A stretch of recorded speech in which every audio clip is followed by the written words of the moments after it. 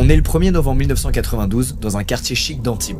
À la tombée de la nuit, Eric, un homme de 35 ans, quitte son domicile et part faire une balade à vélo. Depuis quelques mois, il enchaîne les hospitalisations et il est vrai, il prend presque plus de temps pour lui. Alors il se dit que cette balade, ce serait une bonne occasion pour se changer les idées et pour se faire du bien. Eric prend son vélo puis part en ville. Il se vide enfin l'esprit, mais alors qu'il emprunte une petite rue mal éclairée, il entend derrière lui une voiture lancée à toute vitesse, puis c'est le trou noir complet. Eric vient d'être percuté par un véhicule qui a pris la fuite. Personne n'a vu le choc, tout le monde pense à un malheureux accident et l'histoire aurait pu s'arrêter là. Mais ce jour-là, ce qu'Eric savait pas, c'est qu'il était depuis plusieurs mois au cœur d'un terrible complot. Un piège qui devait à tout prix se refermer sur lui aujourd'hui.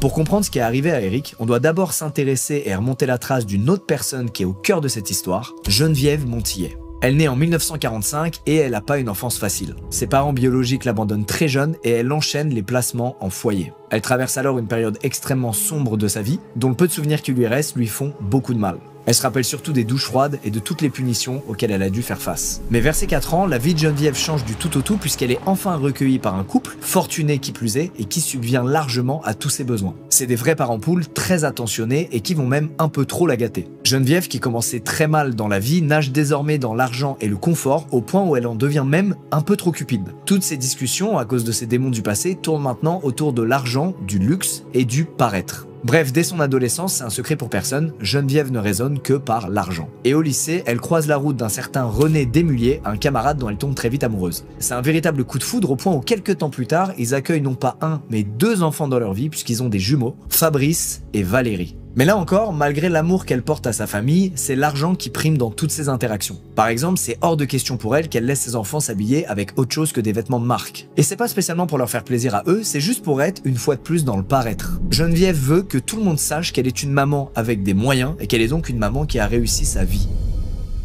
On n'a pas tous les détails sur cette époque, mais on sait une chose, c'est que René gagne convenablement sa vie. De son côté, il est cadre, et elle continue de bénéficier du soutien de ses parents. Mais cette situation, soudainement, elle va changer. Elle va changer puisque Geneviève se retrouve à devoir enchaîner les petits boulots, ce qu'elle n'a jamais eu besoin de faire avant. Il y a quelque chose qui a sûrement dû changer entre elle et ses parents, qui l'ont probablement poussée à se débrouiller par elle-même, et à subvenir d'elle-même à ses besoins. Geneviève rebondit et trouve un poste de secrétaire, et elle cumule aussi des heures de ménage dans différents hôtels de la région. Grâce à ses efforts et à ceux de René, tout va bien financièrement pour la famille, sauf que pour Geneviève, c'est pas assez. Et ça va lui causer du tort au point où elle va se faire licencier non pas une, mais 3 fois consécutivement, à chaque fois pour une histoire de chèque qu'elle aurait encaissé frauduleusement dans le dos de son employeur. Et comme si ça suffisait pas, elle se met aussi à embrigader ses propres enfants pour commettre des petits vols. Des fois c'est contre leurs voisins et des fois c'est carrément contre leur propre père. Geneviève sait que ses enfants risquent rien parce qu'ils sont encore mineurs, donc elle les envoie commettre des vols, mais à la fin, l'argent récupéré, il tombe dans sa poche à elle. Alors on parle de petits vols, mais quand même on est sur une maman qui pousse ses enfants au vol, alors qu'elle n'a même pas besoin de cet argent pour subvenir aux besoins de la famille. Et ces petits vols là, ils sont très révélateurs de ce qui va se jouer par la suite, puisqu'ils marquent le début d'une tournure vers quelque chose de beaucoup plus sombre pour Geneviève,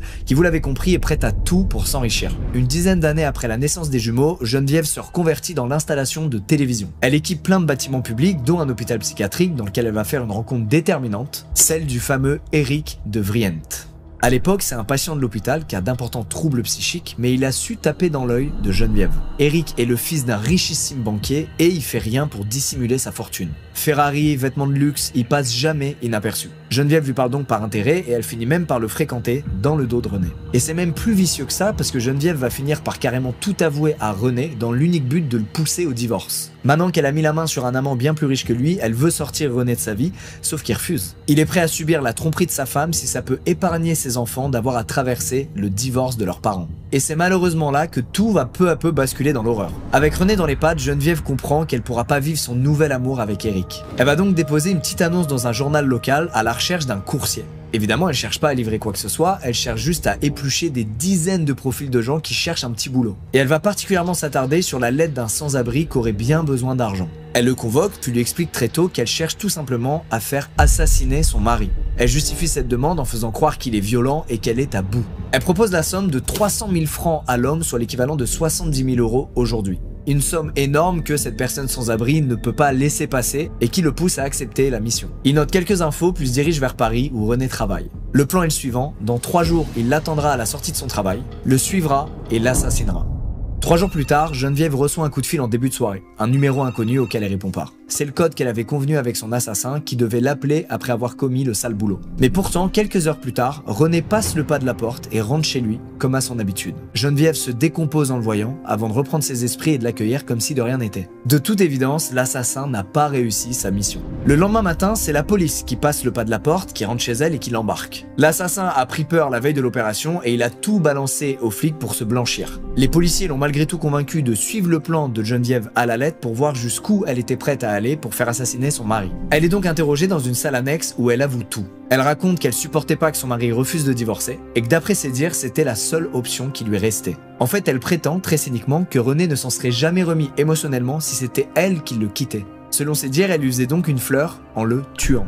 En apprenant ça, évidemment, René est sous le choc. Mais pour autant, il refuse de porter plainte. Encore une fois, il pense principalement à ses enfants, et lui qui avait déjà peur de les faire souffrir en leur faisant traverser un divorce, il peut pas imaginer leur avouer que leur mère a essayé de l'assassiner. Donc il entame aucune démarche. Et sans réel crime commis, Geneviève ne peut pas être condamnée, et donc elle ressort libre. Son casier reste vierge, et personne d'autre ne saura ce qu'elle a tenté de faire ce jour-là. Le couple retourne donc à leur domicile, et finissent même par redormir dans le même lit, dans une ambiance glaciale.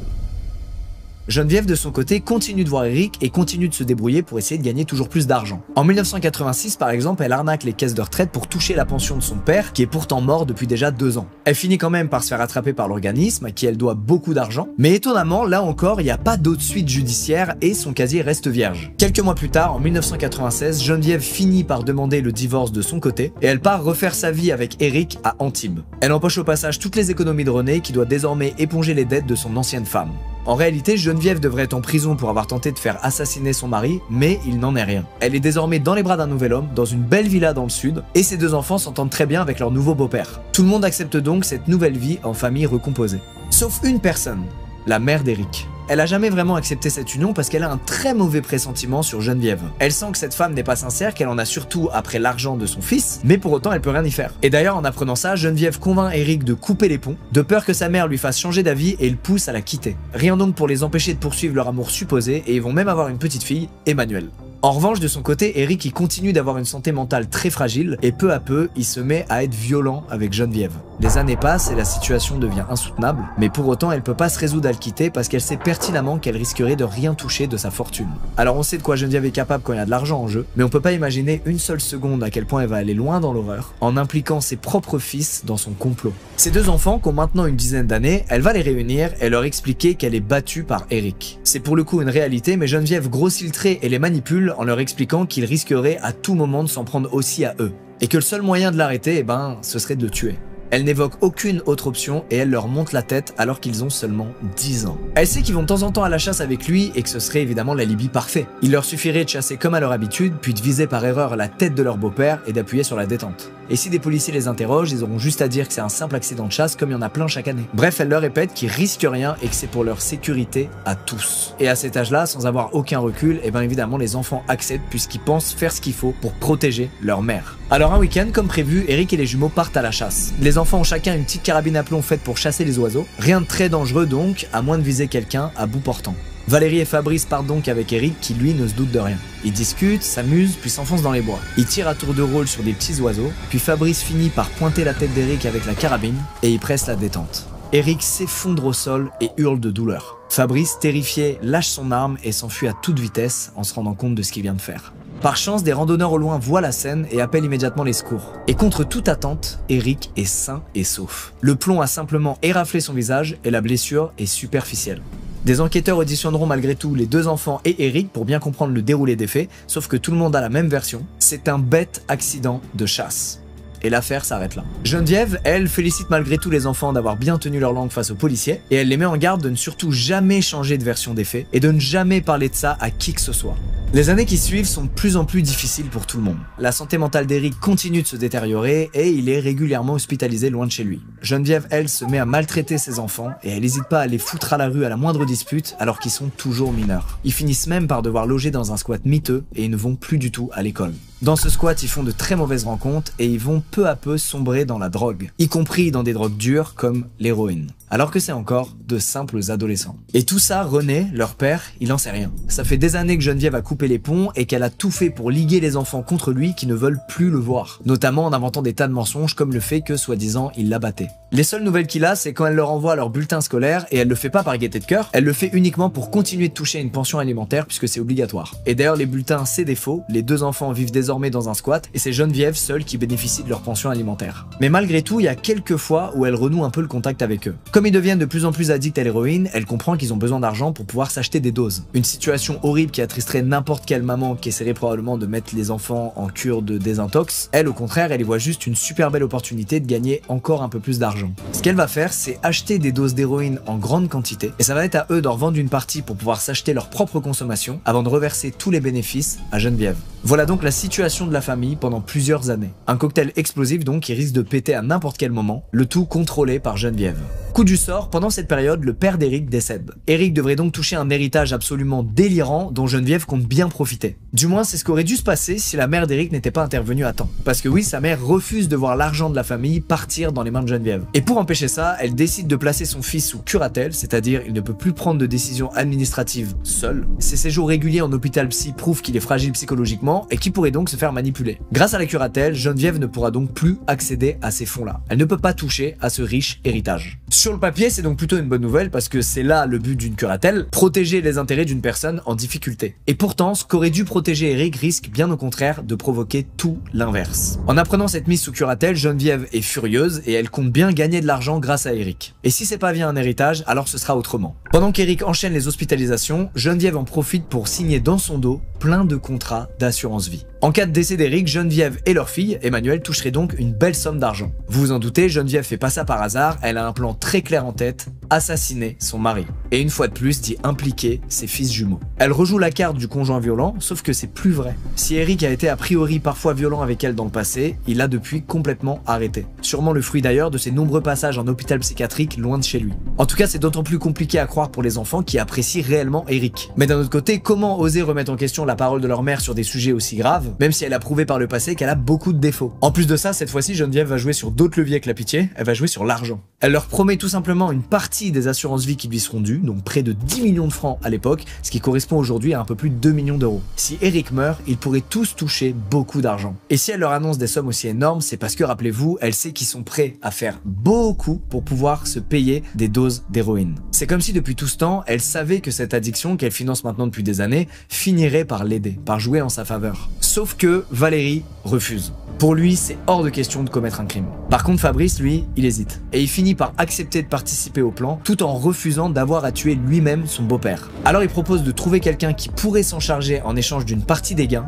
un certain Yann Baudet. C'est un de leurs meilleurs amis qu'ils ont rencontré dans leur squat et qui est lui aussi toxicomane. Et là encore, Geneviève sait que c'est un bon profil puisqu'il a une dépendance, il est donc plutôt fragile psychologiquement, si on le prive de cette addiction, et que donc il pourrait carrément lui servir. Alors elle se met à l'inviter régulièrement à la maison, elle lui fait un bon dîner. Parfois même elle lui propose de dormir là, alors que ses propres enfants ne dorment plus là, ils sont dans un squat. Et forcément, Yann, cette main tendue dans l'obscurité, pour lui, ça va finir par beaucoup compter. Il commence à faire confiance à Geneviève au point où il va même finir par la considérer comme une seconde maman. Et c'est là que tout se joue. Geneviève sait que Yann a un père violent et elle en profite pour dresser un parallèle avec sa propre situation. Elle fait régulièrement croire à Yann qu'Eric la bat. Encore une fois, c'est faux, mais elle sait qu'il va être particulièrement sensible à ce sujet et qu'elle va lui présenter son projet comme l'occasion de se venger d'un homme violent, tout en ayant la satisfaction d'aider ses amis. Et pour ce petit gars de la rue, l'argent qu'il pourrait toucher grâce à ça lui permettrait de concevoir, d'envisager un nouvel avenir, d'autant plus qu'il est persuadé qu'il risque pas grand chose. D'après ses dires, Geneviève a mis au point un plan presque imparable et qui leur permettrait à tous d'être mis hors de soupçon. Le plan est simple, il suffirait de provoquer un accident de la route, puis de prendre la fuite. Et ça tombe bien, puisqu'Eric, depuis quelques temps, il fait du vélo sur route, et un simple coup d'accélérateur suffirait à en finir. Finalement, ce serait une mort pour améliorer leur vie à tous. Fabrice, Yann et Geneviève se mettent donc d'accord, ils se partageront une partie des assurances vie et ne révéleront jamais ce secret. Geneviève en profite d'ailleurs pour signer 2 nouvelles assurances vie avec des clauses bien précises, des clauses qui lui permettraient de doubler et même de tripler la mise en cas de mort suite à un accident de la route et en cas de mort lors d'un jour férié. Il fixe donc une date, ce sera le jour de la Toussaint. Le 1er novembre 1992, Fabrice vole une voiture en ville puis l'apporte à Yann qui se tient prêt depuis déjà plusieurs heures. Yann monte seul au volant et se dirige vers le domicile d'Eric. À la nuit tombée, il se gare à côté d'un square, face à la maison, et attend patiemment de voir la silhouette de sa cible. Geneviève, elle, persuade Eric de sortir faire une balade à vélo. Pourtant, il fait nuit, la visibilité est mauvaise et ce serait plutôt dangereux de rouler dans ces conditions. Mais elle insiste et lui dit qu'il a besoin de se changer les idées parce que ça fait plusieurs semaines qu'il enchaîne particulièrement les allers-retours à l'hôpital psychiatrique et ce serait donc l'occasion de souffler un peu. Eric finit par céder, monte sur son vélo, puis s'enfonce dans les rues vides de la ville. Yann, lui, le suit discrètement en voiture, et alors qu'il emprunte une petite ruelle sans éclairage, Eric entend soudainement le bruit assourdissant d'un accélérateur. Yann est pied au plancher, le compteur frôle les 80 km/h, et soudain, c'est le choc. Eric s'effondre sur le sol et se fracasse le crâne contre le bitume. Il n'y a plus aucune trace de la voiture qui vient de le percuter, il y a juste son corps, immobile, au milieu de la route. Par chance, un voisin finit par sortir de chez lui et lui porte assistance. Quelques minutes plus tard, Eric est transporté en urgence vers l'hôpital le plus proche et personne ne sait s'il va s'en sortir, tant les blessures sont graves.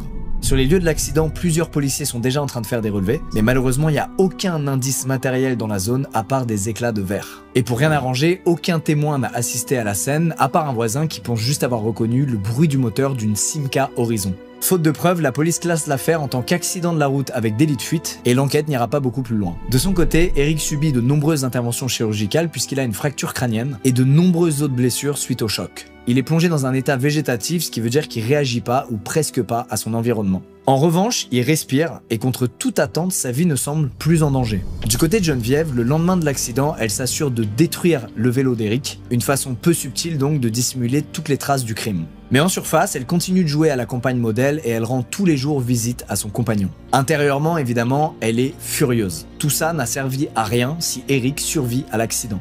Elle critique ouvertement Yann qui n'aurait pas suivi à la lettre toutes ses instructions, puisqu'elle lui avait bien précisé de foncer sur Eric puis de repasser sur son corps en marche arrière pour être sûre de le tuer. Elle espère donc qu'Eric finira par mourir à l'hôpital de la suite de ses blessures. Sauf qu'il se passe tout l'inverse. Les jours passent et au contraire, son état se stabilise. Puis les jours se transforment en mois et Eric donne des signes de vie toujours plus encourageants. Et ça, Geneviève, elle peut pas l'accepter. Donc elle ordonne à Fabrice et Yann, selon ses propres mots, d'aller finir le boulot. Elle prend la route de l'hôpital, armée d'une seringue, et elle demande à Yann d'injecter une bulle d'air dans la perfusion d'Eric. Ça pourrait lui provoquer un arrêt cardiaque, sauf que Yann refuse catégoriquement et Fabrice lui quitte furieusement la chambre. Geneviève finit donc par prendre la seringue et par injecter elle-même des bulles d'air dans la perfusion d'Eric, sauf que rien ne se passe. Le moniteur cardiaque d'Eric reste stable et elle sait qu'elle n'a pas d'autres options discrètes à sa disposition pour l'instant, donc elle abandonne. L'hôpital finit par annoncer à Geneviève qu'Eric peut être pris en charge dans un centre de rééducation. Un endroit donc parfaitement adapté pour qu'il retrouve la forme. Mais Geneviève refuse catégoriquement. Elle demande au contraire à ce qu'il soit hospitalisé à domicile, chez lui, c'est-à-dire loin des médecins et de l'équipement nécessaire pour son bon rétablissement. Le rendez-vous est donc pris au 15 janvier 1993, date à laquelle l'hôpital fera de son mieux pour transférer un maximum d'équipement médical chez lui. Et pourtant, dès le 11 janvier, Geneviève contacte une ambulance privée et fait sortir Eric de l'hôpital en douce. Les médecins sont furieux mais ils y peuvent pas grand-chose. Alors faute de mieux, l'hôpital fait envoyer un kiné et une infirmière chez lui qui sont chargés de surveiller Eric 2 fois par jour. Et heureusement, même à domicile, son état reste encourageant. Le 14 janvier, vers 14h30, l'infirmière prend en charge Eric pendant une petite heure. Elle doit faire signer des papiers à Geneviève pour faire venir tout le matériel médical chez elle dès le lendemain. Sauf qu'au moment de la signature, Geneviève quitte précipitamment son domicile en prétextant devoir faire un truc urgent en ville. L'infirmière, étonnée, quitte la maison vers 15h30 et laisse derrière elle Eric et son fils Valérie. À 17h34, SOS Médecins reçoit un appel de Geneviève qui signale le décès de son mari. Un urgentiste est dépêché sur place et constate la mort d'Eric.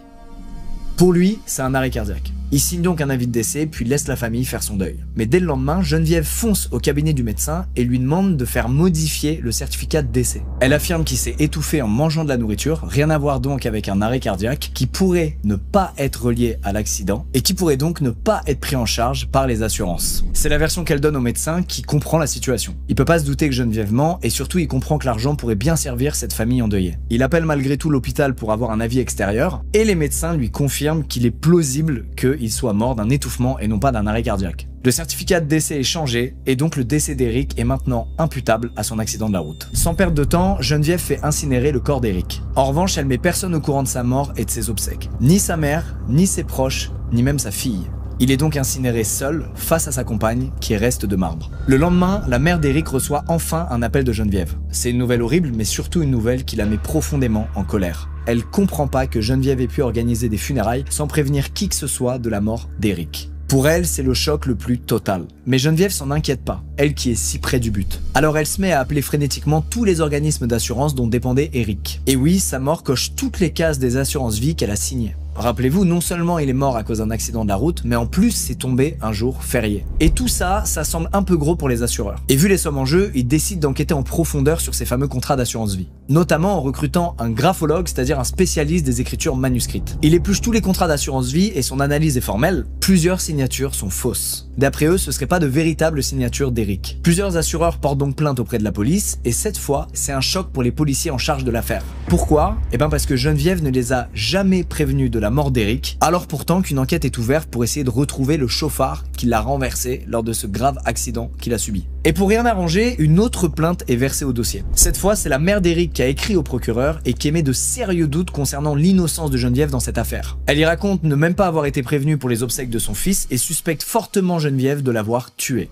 À partir du 23 février 1993, une enquête est donc ouverte pour usage de faux et pour assassinat. Geneviève est interpellée, mais les enquêteurs n'arrivent pas à la faire craquer puisqu'elle a toujours une bonne excuse. Si elle n'a pas prévenu les policiers de la mort d'Eric, par exemple, c'est tout simplement parce qu'elle savait pas que c'était nécessaire. Si elle a signé des contrats au nom d'Eric, c'est parce qu'il était d'accord, mais qu'il était trop souvent à l'hôpital pour pouvoir s'en occuper lui-même. Et si ça semble louche de faire autant d'assurance vie à seulement 35 ans, c'est parce qu'Eric se savait fragile et qu'il voulait s'assurer que sa famille serait à l'abri si jamais il disparaît. Et face à tout ça, les enquêteurs peinent à contredire. Ça se tient. Ok, les suspicions sont énormes, mais pour autant ils ont pas de preuves concrètes contre Geneviève. Et certes, son comportement vis-à-vis de la mère d'Eric est absolument ignoble, et elle a agi contre tout avis médical, mais est-ce que pour autant on peut l'accuser de meurtre? L'enquête finit donc par s'enliser et la police classe l'affaire. C'est un simple accident de la route. Les assurances de leur côté, elles jouent le temps. Elles ont encore quelques années pour contredire Geneviève, 10 ans plus précisément, à l'issue desquelles elles se verront dans l'obligation de lui verser les fameux 10 millions de francs. Mais au printemps 1998, une nouvelle juge d'instruction est nommée dans la région et elle décide de rouvrir des vieux dossiers.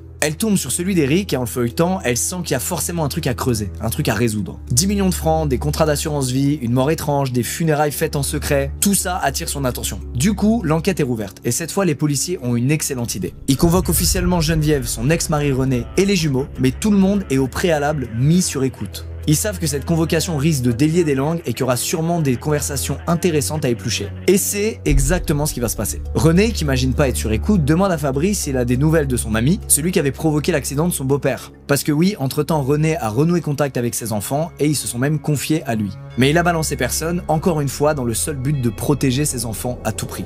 À partir de là, la police comprend qu'il y a réellement un meurtre dans cette affaire. Et le 19 janvier 1999, les enquêteurs interpellent tout le monde. Les enfants craquent et ils avouent tout et accusent Geneviève. C'est elle qui a orchestré l'accident en ordonnant à ses fils de s'en charger. Yann est lui aussi interpellé et il avoue tout sur le champ. Il leur explique qu'il était complètement à la dérive et sous l'emprise de Geneviève. Et que c'est bien lui qui a percuté Eric le 1er novembre 1992 à la demande de sa compagne. Et face à ces témoignages accablants, c'est Geneviève qui va craquer à son tour. Elle admet avoir voulu tuer Eric parce qu'il était violent et qu'elle avait peur pour ses enfants. En revanche, elle nie catégoriquement l'avoir tué chez elle. Ok pour l'accident de vélo, mais c'est tout. Sauf que malheureusement pour elle, les enquêteurs vont finir par reconstituer entièrement son profil. Son attrait immodéré pour l'argent, les fraudes qu'elle a pu commettre dans le passé, et également la tentative d'assassinat sur René, son ex-mari. À l'époque, les enquêteurs n'en avaient pas la moindre idée, puisque souvenez-vous, il n'y a pas eu de procédure judiciaire, et donc pas de casier, donc tout jouait en la faveur de Geneviève, du moins jusqu'à aujourd'hui, avant que René leur reparle de cette histoire. Et ce qui va achever Geneviève, c'est une écoute téléphonique dans laquelle on l'entend demander à sa voisine de mentir à la police en cas d'interrogatoire, et surtout de bien dire que Geneviève était avec elle le jour de la mort d'Eric. C'était son seul alibi jusque-là, basé sur le mensonge donc d'une voisine, mensonge dont la police a maintenant la preuve grâce à cette écoute, dans laquelle en plus il y a une phrase qui laisse peu de place au doute sur les motivations de Geneviève. Sinon, ils vont penser que c'est moi qui les ai zigouillés. Geneviève, ses enfants et Yann sont donc placés en détention provisoire pour complicité de meurtre. Ils doivent être jugés en 2003 et passeront donc 3 ans derrière les barreaux en attendant leur procès. Mais pendant son incarcération, Geneviève revient entièrement sur ses propos. Elle finit par accuser Valérie d'avoir tué son beau-père et elle déclare que c'est Fabrice qui a tout orchestré depuis le début. Après avoir drogué ses enfants, après leur avoir demandé de tuer leur beau-père, elle essaie de leur faire porter le chapeau. Jusqu'au bout, elle commet l'impardonnable envers les gens qu'elle est censée le plus protéger au monde, ses enfants, et ça lui vaudra dans la presse le surnom de la diabolique d'Antibes. Alors rassurez-vous, en 2003, lors du procès, personne croit à sa version. En plus de ça, un expert psychiatre estime qu'elle a bien toute sa tête et qu'elle est extrêmement douée pour manipuler ses proches. Geneviève, elle, se contente juste de se lever, de frapper violemment à la vitre qui la sépare du tribunal et d'accuser les avocats et ses propres fils d'être des menteurs. Alors on saura jamais exactement comment Geneviève a tué Eric, mais on sait qu'elle avait dans sa pharmacie personnelle des puissants somnifères qui auraient pu provoquer un arrêt cardiaque. Et d'après toutes les personnes qui ont vu Eric avant sa mort, son état n'était plus du tout inquiétant. Malgré ce doute qui plane sur le mode opératoire employé, Geneviève se prend la peine d'emprisonnement maximale, c'est-à-dire 25 ans de prison. Et Fabrice et Yann, qui étaient mineurs au moment des faits, auront quant à eux une peine bien plus clémente. Valérie, lui, sera relaxée. En 2010, Geneviève tombe gravement malade et meurt à l'hôpital-prison de Rennes. Et d'après les médias, son départ se fait dans l'indifférence totale de ses proches puisqu'ils ont tous coupé les ponts avec elle. Son héritage à elle, ça aura été de détruire sa propre famille dans le seul but de gagner toujours plus d'argent. C'est la fin de ce thread d'horreur, j'espère que cette histoire vous a plu, si on peut dire ça, c'est glauque quand même. Merci à vous d'avoir regardé ce thread d'horreur, cette histoire me fout particulièrement le cafard. Je pensais pas qu'une maman pouvait être avide d'argent au point de détruire sa propre famille et ses enfants. Apparemment ça existait, en tout cas dans cette affaire, il y en a peut-être d'autres comme ça. En tout cas je vous souhaite le meilleur, littéralement l'inverse de cette histoire, et je vous dis à très vite dans d'autres vidéos, prenez soin de vous, ciao. Il est tard la nuit, le 13 juin 1983, près d'Anchorage, en Alaska. Ici, on est au bout du monde, dans un endroit froid, rude, mais où de plus en plus de gens tentent de recommencer à zéro leur vie, tentent de se refaire. Ouvriers, trafiquants de drogue, proxénètes, tout le monde se croise à Anchorage, et tout le monde essaie de s'en sortir à sa manière. Cette nuit-là, un chauffeur routier rentre de son service. Il pleut légèrement et il croise pas grand monde sur la route. Tout le monde est calfeutré chez soi, loin du froid ou du danger. Mais alors qu'il approche un grand terrain vague rempli de voitures à l'abandon, il aperçoit une silhouette. Elle est mal éclairée par ses phares, c'est compliqué de deviner à quoi elle ressemble. Peut-être une biche ou un autre animal qui rôde. Alors il plisse les yeux et réalise que c'est quelque chose de bien plus inquiétant. C'est une femme qui court à toute vitesse et qui lui fait des grands gestes. Elle lève les bras le plus haut possible sans pour autant les séparer, comme si elle était attachée. Pris par la peur, le chauffeur accélère à nouveau. Il se demande s'il n'est pas juste en train de tomber dans un piège. Il veut juste rentrer chez lui après une longue journée de boulot, pas se retrouver dans un film d'horreur. Mais alors qu'il fait quelques mètres, la femme se met à pousser un hurlement. Un cri strident que seule une personne réellement en détresse pourrait pousser. Alors il finit par s'arrêter et ouvrir la portière côté passager. Il demande à la femme ce qui se passe et si elle va bien, et elle répond simplement « Il va me tuer ». Dans son rétroviseur, c'est là qu'il le voit apparaître. Un homme qui court à toute vitesse avec ce qui semblait une arme dans les mains. Le routier fait monter la femme et accélère pendant que l'homme continue de courir sur de longs mètres avant de rebrousser chemin. Le camion va trop vite pour lui, la femme est enfin sauvée. Pendant le trajet, elle n'en dira pas plus. Elle demandera juste à être déposée à un motel le long de la route où elle pourra retrouver des amis. En réalité, elle cherche juste à alerter le proxénète qui veille normalement sur elle. Et même si le conducteur insiste pour la conduire au commissariat, la femme refuse et descend au premier motel. C'est donc seul que le chauffeur ira faire sa déposition pour raconter tout ce qu'il a vu lors de cette nuit qu'il marquera à tout jamais. Mais ce qu'il sait pas encore, c'est que l'homme qu'il a vu dans son rétroviseur est bien connu à Anchorage. C'est un homme apprécié de tous et en qui tout le monde a confiance, un homme qui s'appelle Robert Hansen.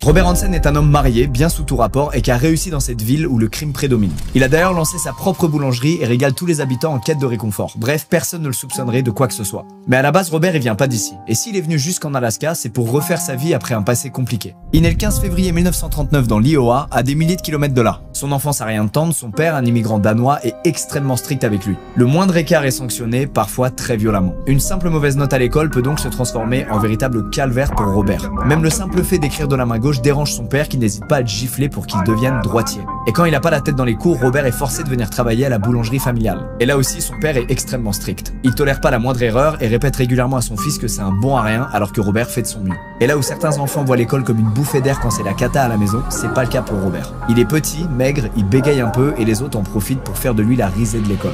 Partout où il est, Robert se sent mal et exclu.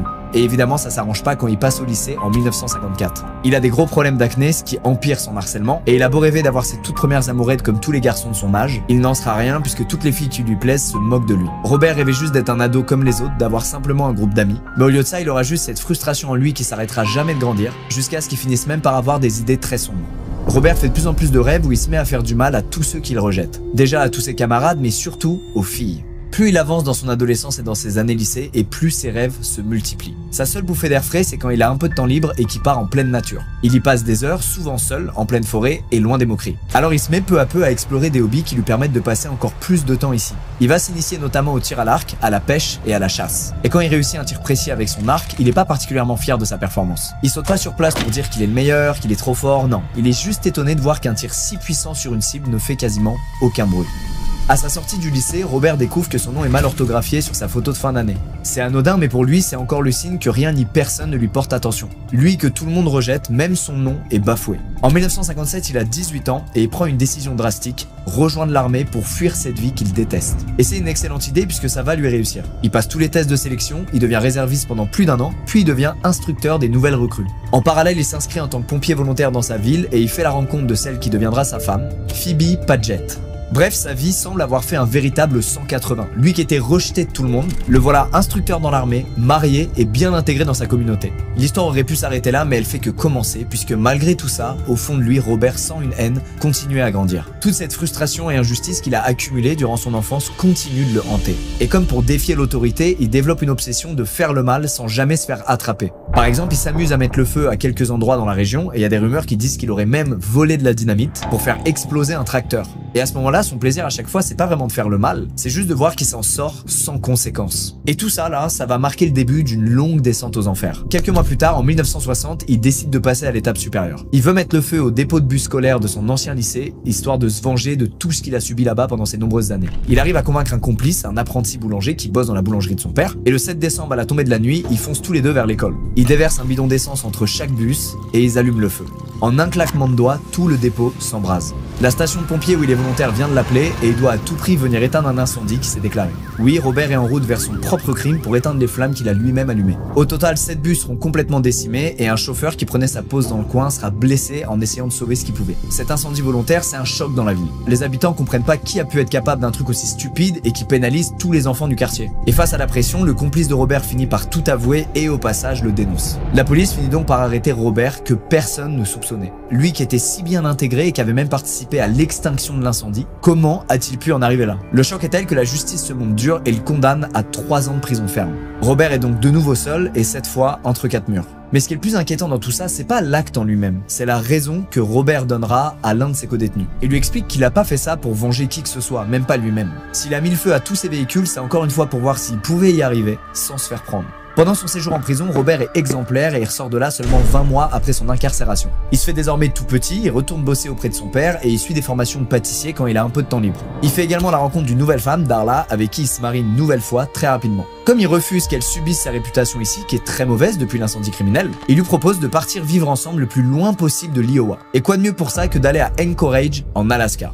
Anchorage, c'est un peu le Far West version neige. À cette époque, les États-Unis font construire un énorme pipeline dans la région et ça attire beaucoup d'argent et surtout d'ouvriers très bien payés puisque les conditions de travail y sont particulièrement rudes. Et comme on est un peu loin de tout, faut bien motiver les gens à venir jusqu'ici. Tous ces ouvriers loin de chez eux ont donc pas mal d'argent à dépenser et surtout ils ont besoin de décompresser. La ville attire donc pas mal de criminels, de trafiquants de drogue et de proxénètes qui profitent de la situation. C'est donc dans ce contexte que Robert et Darla débarquent ici à des milliers de kilomètres de l'Iowa et de la réputation de Robert. Ici, il peut tout recommencer à nouveau et espérer une vie un peu plus tranquille. En arrivant, ils achètent ensemble une petite maison et Robert lance sa propre boulangerie qui va avoir un très grand succès. Dans la foulée, le couple va aussi accueillir 2 enfants dans leur vie. Bref, ce nouveau départ semble être une belle réussite et tout semble aller pour le mieux, d'autant plus que Robert a pu renouer avec sa passion ultime, la chasse. Il part régulièrement seul dans la nature, loin de la civilisation et ça donne à ce qu'il aime le plus au monde. Et Robert a un sacré niveau au point où il pulvérise plusieurs records du monde de tir à l'arc. C'est lui qui a le record du plus gros bouc abattu à coups de flèche, du second plus gros caribou aussi abattu à coups de flèche. Bref, c'est un chasseur né et il passe tout son temps libre à aller tuer des proies. Mais malgré cette nouvelle vie, les démons de Robert vont encore une fois très vite le rattraper. En 1971, il se met à suivre une femme dans la rue, une secrétaire qui lui a tapé dans l'œil. Plutôt que d'entamer un dialogue, Robert décide de la suivre discrètement jusqu'à chez elle.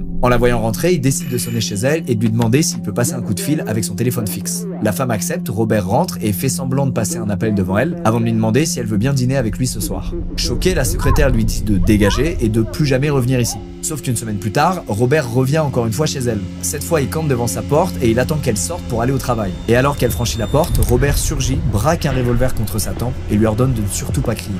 Il lui dit qu'au moindre écart, il n'hésitera surtout pas à lui éclater la cervelle. Mais prise de panique, la femme hurle instinctivement avant de prendre la fuite, et Robert, qui s'attendait pas du tout à ça, s'échappe à son tour. Quelques minutes plus tard, des sirènes de police retentissent, alertées par des voisins qui ont vu toute la scène. Robert est interpellé quelques rues plus loin, pendant que d'autres officiers prennent la déposition de sa victime. Lui qui avait réussi sa nouvelle vie vient d'à nouveau tout détruire. Il repasse donc devant un juge en 1972, cette fois pour agression et tentative d'enlèvement avec une arme à feu, et il est condamné à 5 ans de prison ferme. D'ailleurs, le docteur qui est affecté sur le dossier se contentera de dire que Robert est un homme extrêmement dangereux, incapable de contrôler ses émotions et que tout ça ressurgira à nouveau tôt ou tard. Et même si la cour ordonne qu'il suive un traitement au lithium pour calmer ses symptômes, le docteur est formel. Ça supprimera certes les symptômes, mais ça ne les guérira jamais. Robert retourne donc derrière les barreaux, reçoit son traitement au lithium, mais là encore, comme il joue au prisonnier modèle, il a une remise de peine qui lui permet de sortir à la fin de l'année 1973 seulement. Cette fois, à peine en liberté, il arrête son traitement et il réalise qu'il a encore une fois réussi à s'en tirer. Et c'est là que Robert va basculer dans quelque chose de bien plus sombre et continuer sa longue descente aux enfers. On sait qu'à cette période, il se met à fréquenter des prostituées. Il leur propose généralement beaucoup d'argent avant de sécuriser un rendez-vous et surtout, il fait tout pour les mettre en confiance. Parce que si Robert a l'air d'un gars normal qui attire pas spécialement la méfiance, en tête, il a des plans bien macabres. À chaque rencontre, il s'invente une nouvelle identité. Parfois, il s'imagine docteur, avocat, photographe et il tente même de se déguiser avec une fausse moustache ou des vêtements prévus pour l'occasion. Il fait ça déjà pour brouiller les pistes et surtout pour pas se faire repérer par des proches. Quand une prostituée finit par être en confiance, elle accepte de le suivre dans sa voiture et de là, il l'emmène à l'écart, loin de la ville. Perdu au milieu de nulle part, il sort une arme, la force à coucher avec lui, puis à obéir à tous ses ordres. En fait, il sait pertinemment qu'elles vivent dans un milieu criminel et que donc elles oseront pas parler à la police. Alors certaines, dans la terreur, tentent de se débattre ou de fuir, mais Robert refuse qu'on lui désobéisse. Et malheureusement, c'est exactement ce qui va se passer avec Annie. Comme toutes les autres avant elle, il lui propose un rendez-vous avant de l'emmener en pleine nature. Là-bas, Robert sort une arme et lui demande de rester tranquille. Sauf qu'elle pousse un cri avant de prendre immédiatement la fuite. Robert réussit à la rattraper, l'attrape par les cheveux et la plaque au sol. Dans la panique, Annie sort un petit couteau qu'elle gardait toujours au fond de son sac et tente de frapper son agresseur. Mais il réussit à la maîtriser et récupère le couteau. Annie l'implore de ne pas lui faire de mal, mais c'est trop tard, le monstre a déjà pris sa décision. Et malgré les cris de détresse, Robert poignarde la jeune fille à plusieurs reprises, jusqu'à ce qu'elle n'émette plus le moindre son. Presque instinctivement, Robert récupère sur elle son collier, ainsi que les quelques centaines de dollars qu'il lui avait donnés quelques heures plus tôt. Il fait exactement comme il l'aurait fait en chassant un animal, il récupère un trophée. Puis il finit par enterrer le corps d'Annie avant de retourner en ville comme si rien ne s'était passé. Robert commet l'impardonnable, et suite à ce premier féminicide, il va plonger encore plus dans l'horreur. Être un simple meurtrier, ça lui suffit pas. Ce qu'il veut, c'est ressentir ce qui l'excite le plus quand il chasse. Il veut traquer ses proies, s'amuser avec elles et ressentir leur peur. Alors il se met à emprunter régulièrement des avions, parfois sous un faux nom. Ça lui permet d'explorer des régions de plus en plus éloignées, mais surtout d'emmener ses victimes sur son terrain de chasse favori, le long de la rivière Knik, un lieu éloigné de tout, mais qu'il connaît comme sa poche. Il continue de piéger des prostituées en ville, mais cette fois, il leur demande pas de monter dans sa voiture, mais dans son avion de tourisme. Il leur fait croire à chaque fois qu'il possède un petit chalet dans le nord et qu'il les ramènera après en ville. Et avec sa tête d'homme passe-partout et son discours rassurant, beaucoup acceptent sans se poser de questions. Et c'est souvent en plein vol que Robert sort une arme avant de leur faire comprendre qu'elles sont désormais sous ses ordres. Et c'est quand elles atterrissent au milieu de cette vaste plaine abandonnée, parfois gelée, que ses victimes se rendent compte qu'elles sont prises au piège. Certaines se mettent à hurler et à se battre avec lui, d'autres s'enfuient instinctivement sans même se retourner. Et c'est exactement ça que Robert recherche. Il les laisse courir un peu avant de s'amuser avec elles. Il prend plaisir à les terrifier et à les voir tout tenter pour essayer de s'échapper. Parfois il les rattrape à pied, les tacle, puis les laisse s'échapper à nouveau. Et quand il en a assez, il sort son arme puis les abat froidement avant de les enterrer sur place. Dans cet endroit reculé de tout, Robert sait qu'il risque rien. Il connaît le moindre recoin de ses plaines, c'est son domaine et il se sent en pleine puissance. Il sait que personne ne viendra l'arrêter. Lui qui s'est toujours senti mis à l'écart de la société, moqué et humilié, il a enfin l'impression d'être dans le contrôle ultime et pouvoir prendre sa revanche. Et c'est pas qu'un simple mode opératoire pour lui, c'est une sorte de rituel macabre où il déshumanise complètement ses victimes. En face de lui, c'est plus des femmes.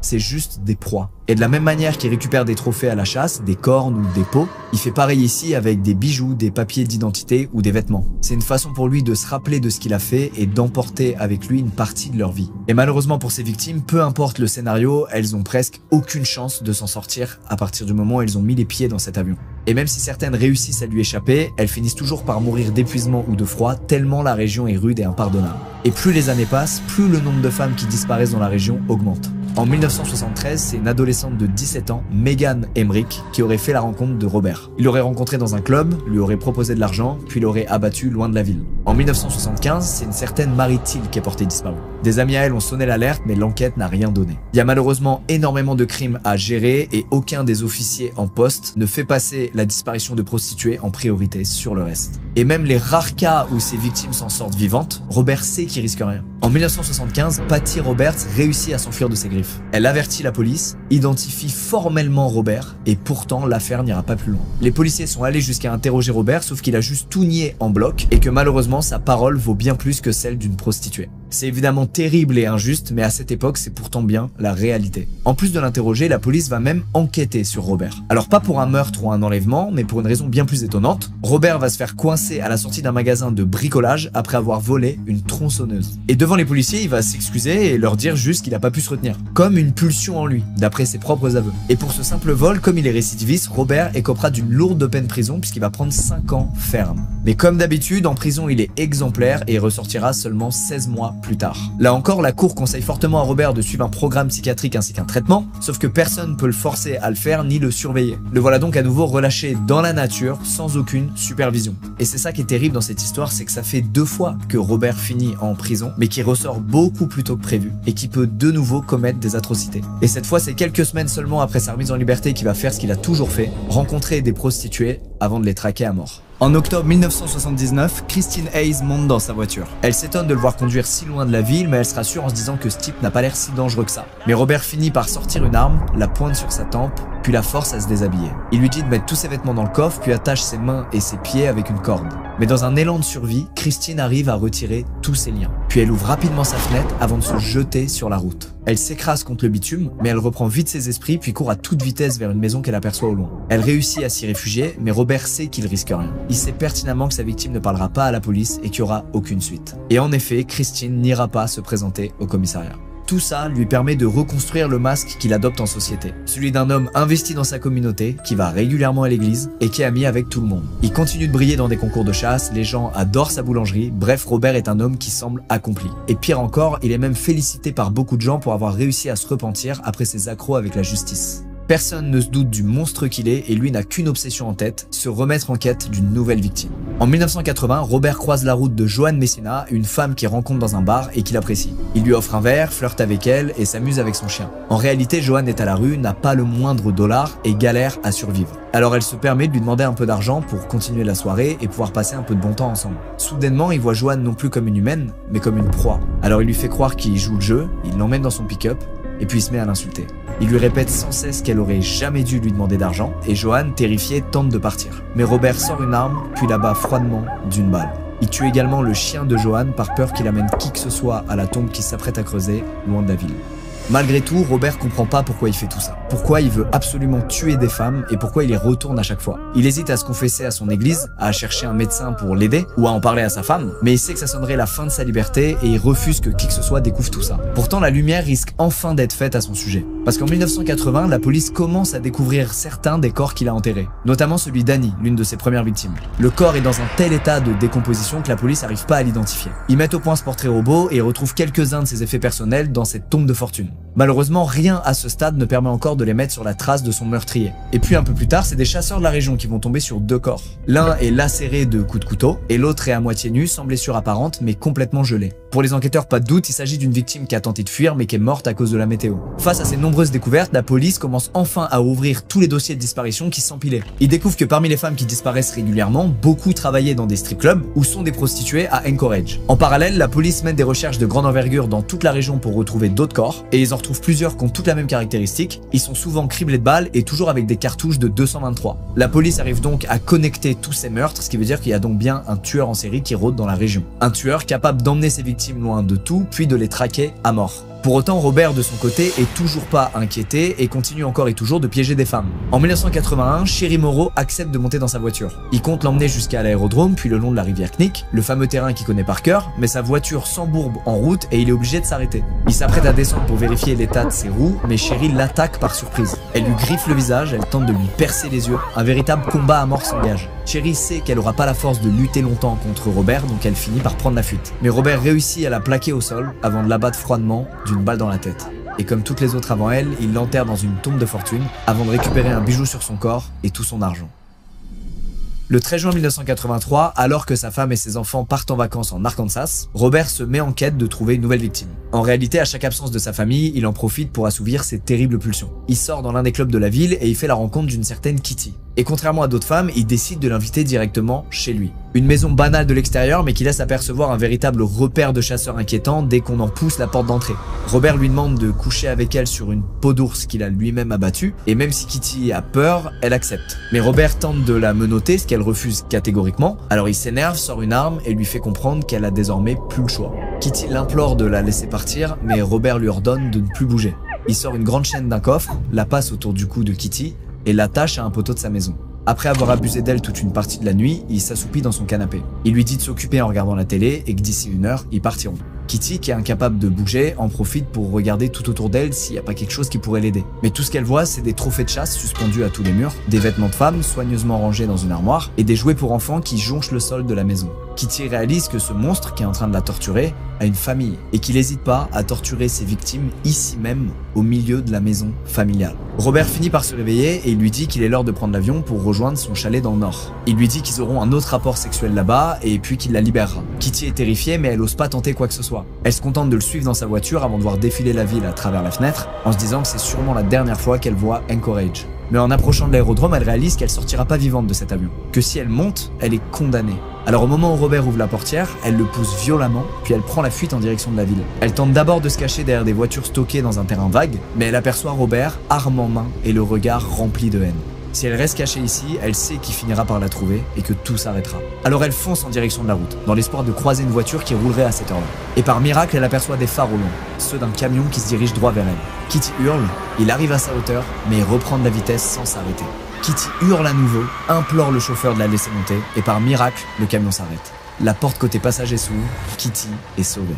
De son côté, Robert retourne immédiatement chez lui pour cacher toutes les preuves. Les chaînes, les menottes, les armes qu'il avait sur lui, il planque tout avec soin dans des caches qu'il a aménagées spécialement pour ça dans son grenier. Et ses relations en ville vont énormément l'aider puisqu'il va appeler un fidèle ami à lui et lui demander de le couvrir. S'il est interrogé, il doit juste répondre que Robert était avec lui de 17h à 23h ce jour-là pour réparer un siège d'avion. Il lui explique pas pourquoi ni qui lui demandera ça, mais il lui fait promettre qu'il tiendra cette version quoi qu'il arrive. Et puis il fonce chez un autre ami, John Henning, avec qui il passe le reste de la soirée. Et avant de partir, il implore John de le couvrir, juste au cas où quelqu'un viendrait lui poser des questions. Il lui demande juste de dire qu'ils étaient ensemble à partir de 23h, en réalité au moment même où il détenait Kitty chez lui.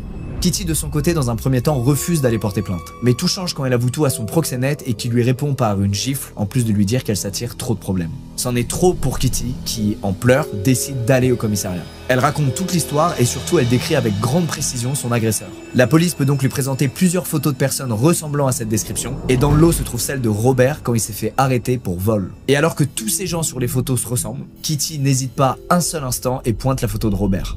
C'est la première fois en plusieurs années que la police se penche enfin réellement sur le cas de Robert, lui qui a réussi à chaque fois à passer à travers les mailles du filet. Il finit donc par rentrer à son domicile, les policiers l'arrêtent et il panique pas. Et quand on lui explique ce dont il est accusé, il se contente juste de dire que tout est faux. Et que de toute façon, il a un alibi puisqu'il a passé la soirée chez un ami avant d'aller chez un autre ami et qui pourront tous les deux témoigner. Pour montrer patte blanche, il propose même aux policiers de visiter sa maison, alors qu'ils n'ont pas de mandat, et de fouiller tous ses véhicules. En apparence, Robert n'a rien à cacher. En poussant la porte de chez lui, les policiers découvrent son antre absolument bizarre. Ils y voient tous ses trophées de chasse, ainsi que tout un tas de stocks d'armes à feu qu'il utilise pour chasser, mais rien de tout ça n'est illégal. Alors ils peuvent pas tout fouiller dans le détail, ils ont pas de mandat, mais pendant cette simple visite, ils manquent de tomber sur l'une des chaînes qu'a utilisé Robert pour attacher Kitty, et dont elle a parlé pendant son audition. Et pire encore, il va commencer à essayer de blaguer avec les policiers en leur disant que de toute façon, il est impossible de violer une prostituée. Malgré tout ça, les enquêteurs n'ont aucune preuve tangible et les deux amis de Robert, qui sont deux personnes très bien placées à Anchorage, confirment sa version des faits. Et les policiers ont beau fouiller toute sa vie, ils découvrent que des éléments qui le protègent. Robert est apprécié de toute la communauté, il a une femme, des enfants et il semble en règle avec tout. Et surtout, il a aucune mention dans son casier judiciaire. Oui, ça vous fait sûrement tiquer, comment ça, pas de casier judiciaire? En réalité, c'est pas qu'il a pas de casier judiciaire, c'est que tout le système informatique de la police d'Anchorage est en cours de rénovation. Certains dossiers sont carrément inaccessibles et plus rien n'est proprement référencé. Il y a donc plein de bugs et certaines personnes, certains dossiers passent entre les mailles du filet. Malheureusement, le casier de Robert fait partie de ces erreurs. En plus de ça, aucun des policiers encore en poste ne se rappelle de l'agression qu'il a commise en 1972 et encore moins du simple vol d'une tronçonneuse en 1977. À ce moment, c'est donc sa parole contre celle de Kitty et vu qu'elle refuse de de soumettre un détecteur de mensonges et que Robert a tous les bons arguments pour s'innocenter, et ben les policiers choisissent leur camp. Pareil pour le procureur chargé de l'affaire qui estime qu'il n'y a pas assez de preuves pour engager des poursuites. L'enquête est donc mise de côté, prête à prendre la poussière. Mais ça, c'est sans compter sur sergent Floss. Lui, c'est simple, il sent que cette femme dit vrai et que Robert en réalité cache un passé sombre. Pour lui, si elle a réussi à l'identifier aussi vite et parmi tant d'autres photos, ça peut pas être un hasard. Alors si le procureur veut davantage de preuves, Floss les trouvera. D'abord, il va se mettre à chercher en ville le moindre dossier sur Robert. Si la police a rien, peut-être que d'autres registres donneront des indices. Kitty a mentionné que son ravisseur parlait d'un chalet ou d'une cabane dans le nord.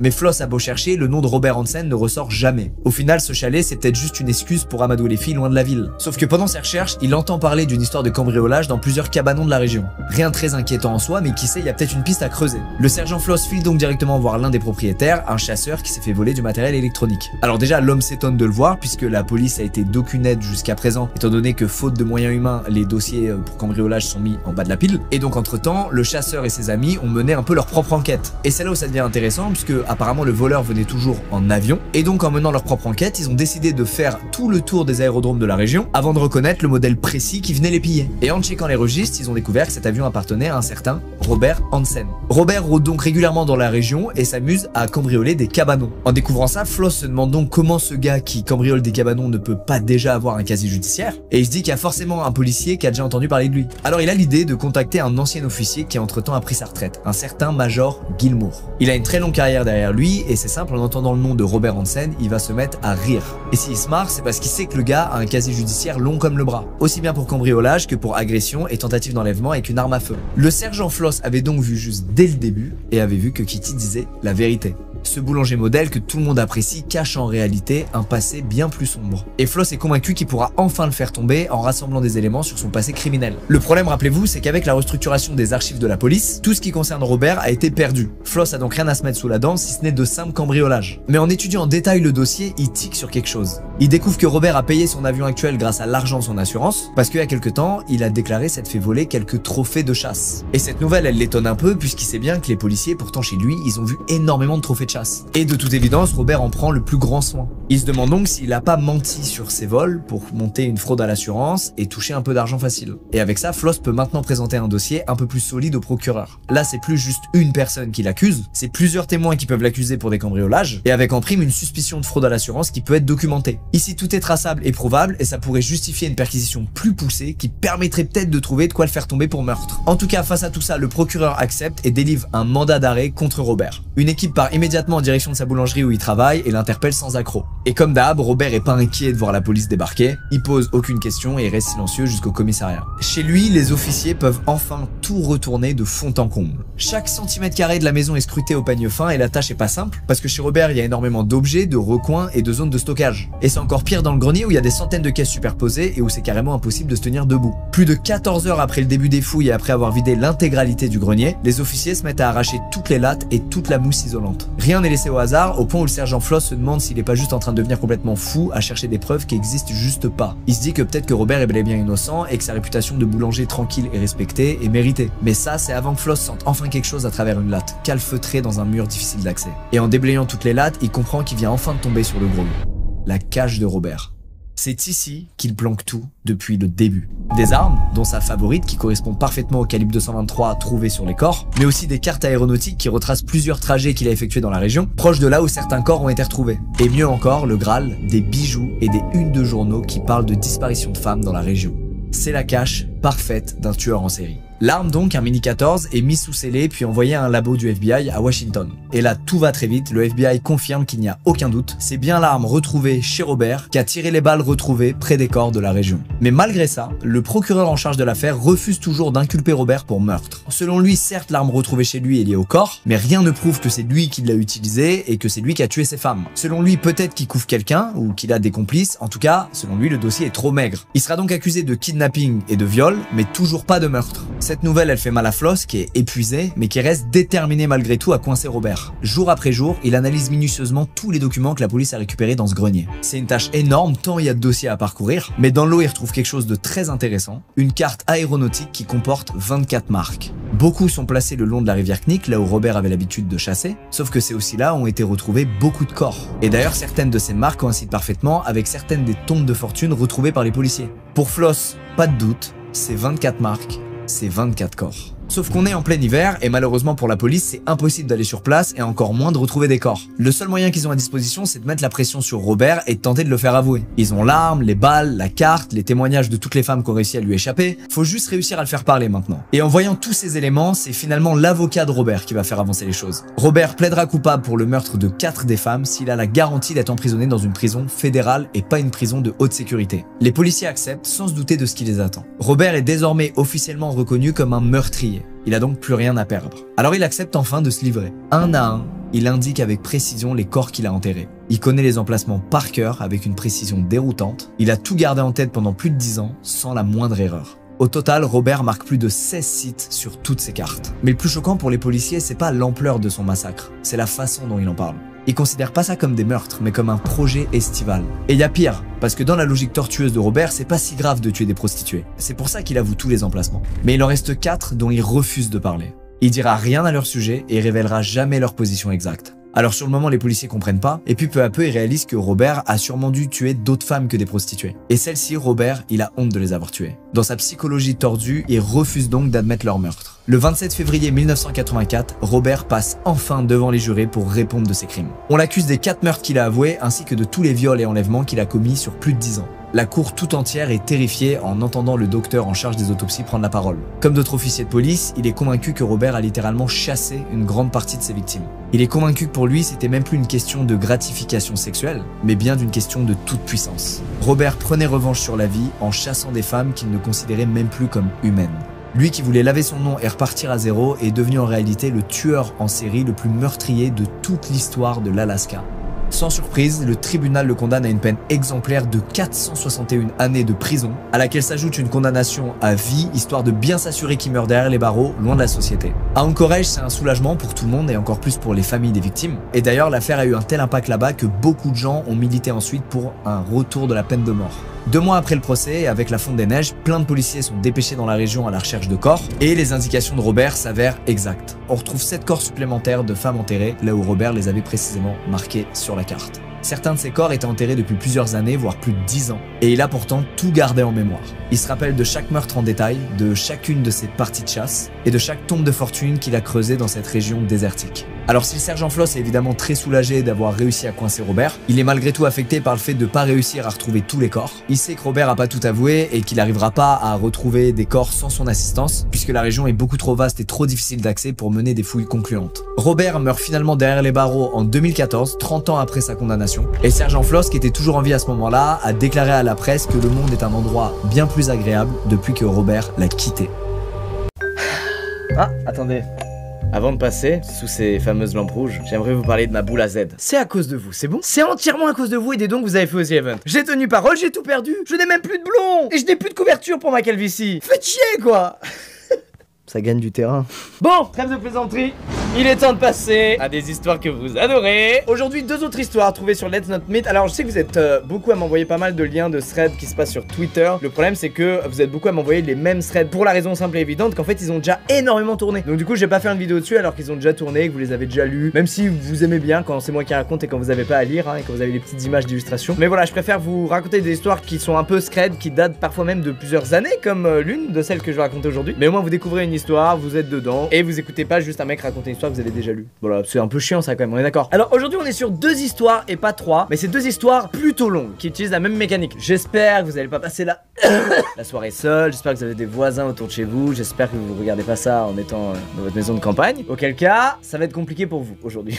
Bref, commençons pour la première histoire assez badante, celle de Billy. Billy a emménagé il y a pas très longtemps dans un quartier en construction en Australie. Quartier en construction, ça veut dire qu'il y a des maisons qui ont fini d'être construites mais d'autres qui sont encore en construction. Et parfois vous savez les chantiers sont en pause, etc. Donc bref, il y a des quartiers dans lesquels pendant plusieurs années il y a très peu de maisons en fait par rapport à la taille du quartier. Billy a eu le temps de se balader pendant des semaines dans son quartier avec son chien. Il a un chien qui a son importance dans cette histoire comme à chaque fois. À part sa maison à lui, il y a une seule vraie maison qui a l'air d'être en fin de construction. Et d'après ce qu'il a pu comprendre, Billy, personne n'y habite. Donc il est vraiment tout seul vol. Petit détail, à quelques centaines de mètres de la maison de Billy se trouvent des champs avec une grande colline. Et les champs et cette colline appartiennent à l'État. Voilà, donc personne n'est autorisé à construire ici et le terrain est même délimité par de grandes barrières qui font tout le tour. En gros, personne n'a le droit d'aller là. Bref, le contexte est posé. Maintenant, passons aux choses bizarres qui commencent 2 mois après que Billy ait emménagé. Il se réveille un matin sous le son d'un violon. Il n'y a pas spécialement prêté attention au début parce qu'il s'est dit tout simplement que ça y est, il avait enfin des voisins et que, souvenez-vous, la maison en construction en face de chez lui avait peut-être enfin reçu ses habitants. Donc Billy, quasiment sûr de lui, check si c'est le cas. Et en poussant le rideau, qu'est-ce qu'il voit? Personne dans la maison d'en face. Ça ne venait pas du tout de là où il y avait de grandes chances qu'il y ait des gens. Sauf que je vous le rappelle, tout le reste c'est des terrains avec que dalle dessus, donc il est comme un combi. À partir de là, tous les 2 jours, il se passe la même chose. C'est-à-dire que Billy se réveille à cause du bruit d'un violon. Et au bout de 45-50 secondes, le son de violon disparaît et Billy se rendort. Bon, déjà, je sais pas comment il a fait pour pas être stressé par ça. Genre vraiment, tu te réveilles à cause du bruit d'un violon. Ça arrive une fois. La deuxième fois, tu te lèves avec une hache dans les mains et tu hurles la chose suivante: qui joue du violon? Bon, rassurez-vous, malgré tout, au bout de plusieurs jours, un matin, Billy se réveille une énième fois sous le bruit du violon et il se dit: bon, vas-y, peut-être je vais check quand même par la fenêtre, voir si je vois quelque chose. Et il voit, en haut de la fameuse colline dont je vous ai parlé, entourée par des champs, une silhouette de quelqu'un avec un violon. On est le matin, très tôt, le soleil est en train de se lever, donc il n'y a pas une grosse luminosité ambiante, mais Billy distingue cette silhouette et surtout, il arrive à distinguer un détail important. La silhouette fait comme une sorte de valse, c'est-à-dire qu'elle tourne lentement en cercle tout en jouant du violon. Chacun ses activités et ses passe-temps, moi je vais pas critiquer ça. Billy va ensuite quitter la personne des yeux pour ramasser son petit journal du matin. On parle donc de 10 secondes, mais pendant qu'il regarde plus la personne, le bruit de violon s'arrête.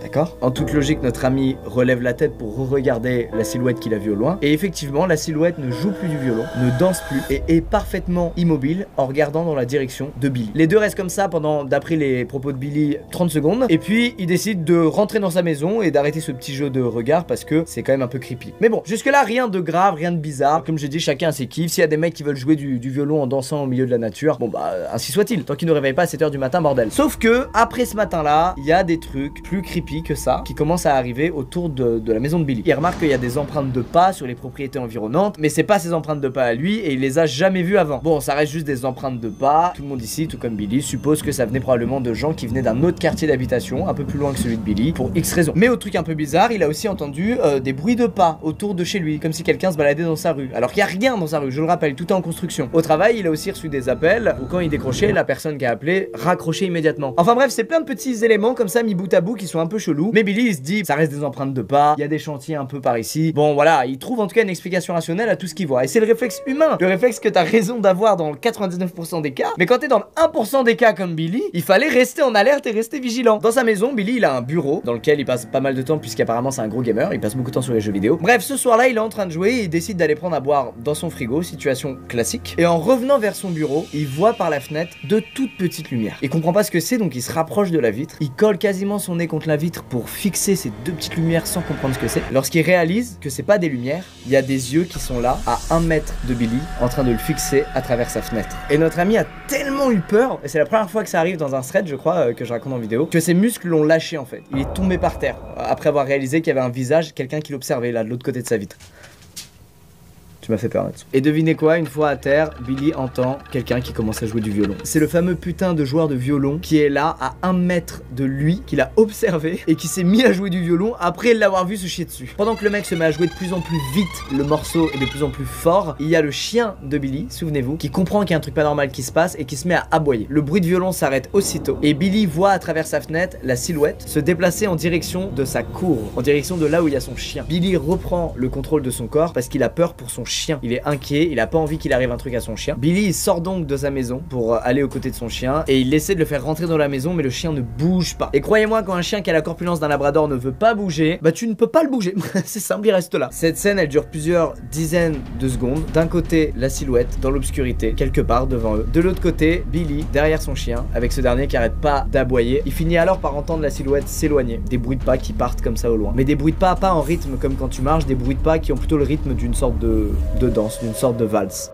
Exactement comme il l'avait vu faire en haut de la colline. Son chien a alors arrêté d'aboyer et ils sont rentrés dans la maison. Et à partir de ce jour, Billy n'a plus jamais entendu parler de cette silhouette, n'a plus jamais entendu un bruit de violon, n'a plus jamais eu quoi que ce soit de bizarre qui lui est arrivé. Dans les 2 années qu'ont suivi ces incidents, il y a des gens qui ont commencé à emménager enfin dans le quartier de Billy. Il explique qu'il a raconté ce qui lui était arrivé à tout le quartier et que personne n'a jamais entendu un bruit de violon, on n'a jamais vu quelqu'un de suspect dans le quartier. Donc voilà, ça reste une histoire que lui seul a vécu et aura vécu. Et vous, entendez-vous régulièrement un bruit de violon? Vous devriez peut-être vous inquiéter.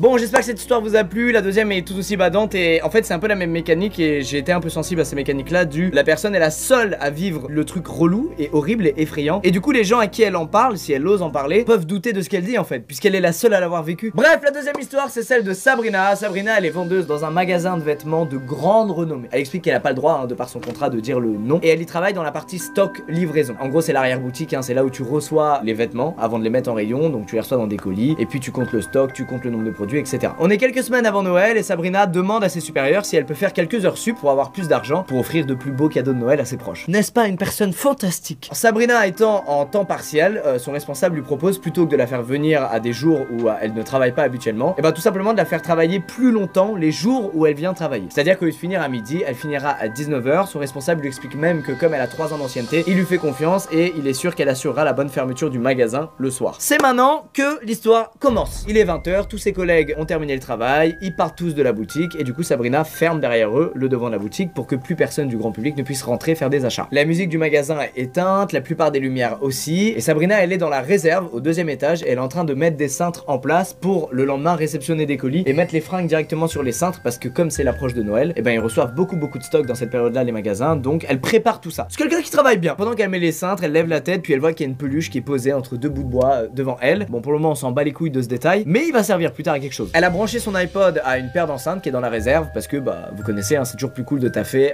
en musique. Mais malgré la musique, elle entend un bruit. Bon, ça peut être 1000 choses. Sauf que ce bruit, c'est les stores mécaniques de la zone de chargement qui sont en train de s'ouvrir. Elle panique pas pour le moment et elle descend les escaliers pour avoir un visuel sur la zone de chargement inférieure. Sachant que ces putains de stores mécaniques, le seul moyen de les ouvrir, c'est un bouton qui se trouve à l'intérieur. On peut pas les ouvrir de l'extérieur. Et sur le chemin, petite précision, il y a plein de lumières à détecteur de mouvement. Quand tu passes devant le détecteur de mouvement, t'entends une sorte de clic qui vient de la lumière avant qu'elle s'allume. Elle arrive enfin dans la zone de chargement inférieure et il y a personne. Le store métallique est complètement fermé et il y a juste Sabrina, seule, qui se dit... Ok, tout va bien. Sauf que, avant d'aller voir ce qui se passait à la zone inférieure, elle avait coupé la musique de son iPod. Et là, elle réalise que la musique est relâche, sans qu'elle ait jamais touché de nouveau à son iPod. Des bugs, ça arrive, et vous admettrez que la situation est un peu badante. Bref, Sabrina reprend l'escalier, elle remonte au 2e étage du coup pour continuer son travail. Et là, le coup de grâce, elle lève la tête et elle voit que la fameuse peluche a disparu. À partir de ce moment, elle a plus de doute, elle sait qu'il y a quelqu'un qui est là. Elle ne sait pas qui, elle ne connaît pas ses intentions, mais elle sait qu'elle est pas seule. Sabrina part alors en courant et se réfugie dans les toilettes pour femmes, non loin de là, et plus particulièrement dans l'une des 4 cabines que contiennent les toilettes pour femmes. À partir de là, Sabrina considère qu'il n'y a plus de danger imminent, qu'elle est seule dans cette pièce, et elle se met alors à réfléchir pour trouver une solution en fait à ce qui lui arrive. Elle essuie son front avec son avant-bras gauche et en tournant la tête, elle a vu un visage par terre revenir en direction de la cabine qui est à côté de la sienne. La personne qui est dans le magasin est rentrée dans les toilettes pour femmes et cette personne vient de checker dans la cabine à côté de la sienne et a donc vu où était Sabrina. Le visage qu'elle a vu correspond à celui d'une personne apparemment vieille, au teint gris et avec beaucoup de rides, qui aurait les dents noires et les lèvres légèrement abîmées puisqu'elle saignait, comme si la personne s'était auto-mutilée. Sachant que l'intrus se trouve dans la cabine à côté de la sienne, elle lui hurle d'aller se faire foutre tout en mettant des gros chassés dans la porte de sa cabine, puis elle prend une grande respiration et elle décide de sortir de la cabine et de tracer de l'autre côté du magasin. Heureusement pour elle, rien ni personne ne s'est interposé dans sa charge vers la sortie du magasin. Elle sort alors la clé du magasin, elle déverrouille la porte et elle explique que c'était pas une tâche facile vu qu'elle était dans un état de panique total et que ses mains tremblaient beaucoup. Et une fois sortie du magasin, elle se dirige vers la clé qui permet, vous savez, de faire descendre le rideau métallique du magasin. Le suspense dure un peu et Sabrina décide de regarder par-dessous le rideau métallique au moment où il arrive très proche du sol et elle revoit une nouvelle fois cette personne debout au milieu du magasin avec cette fois la peluche dans la main. Sabrina se barre en courant dans la rue et une fois sur la rue principale, elle prend son portable, pas son iPod qui était toujours dans le magasin mais son portable et elle appelle la police pour leur dire qu'elle pense que quelqu'un est entré par effraction dans son magasin et qui s'y trouve encore. Et malheureusement, il ne trouve personne. Et le lendemain matin, Sabrina retourne au taf, il y a la police, il y a son responsable de magasin, mais il n'y a pas de news de cet intrus. Voilà, on n'a pas de news, on sait pas qui c'était, pourquoi il était là. Sabrina va donc dans le stock pour récupérer son iPod qu'elle avait pas pris en partant du magasin la veille et elle voit que la fameuse peluche est de retour entre les 2 morceaux de bois du stock. Et depuis ce jour, comme pour notre ami Billy, Hailey, elle a plus jamais eu aucune news de cette personne. C'était un one shot, c'est tombé sur elle, elle a eu 0 chat. Elle s'en est jamais vraiment complètement remis, elle reste un peu effrayée maintenant le soir quand elle se retrouve seule dans le magasin ou quoi. Et surtout elle se pose la fameuse question, putain mais c'était qui et qu'est-ce qu'il voulait en fait? Est-ce qu'il venait pour voler des vêtements? Est-ce qu'il venait juste pour trouver un endroit où passer la nuit? Qui était cette personne en fait? Voilà, c'était nos 2 histoires du jour, j'espère qu'elles vous ont plu, elles étaient très longues mais très sympas. Je pense que je vais me diriger plutôt maintenant vers des histoires un peu plus longues, un peu plus complètes que des histoires très courtes parce que bah j'ai besoin de ça pour être dedans moi et pour que ça me fasse quelque chose, sinon c'est pas assez contextualisé donc j'arrive pas trop à me mettre à la place de la personne et donc j'ai pas trop peur. Bref, je ne serai jamais vendeur dans un magasin, en tout cas je ferai pas les fermetures. Si YouTube se termine, je ferai pas les fermetures. Et si vous emménagez quelque part, faites en sorte que tout soit bien construit et qu'il y ait des voisins dans le quartier, hein, c'est plus agréable.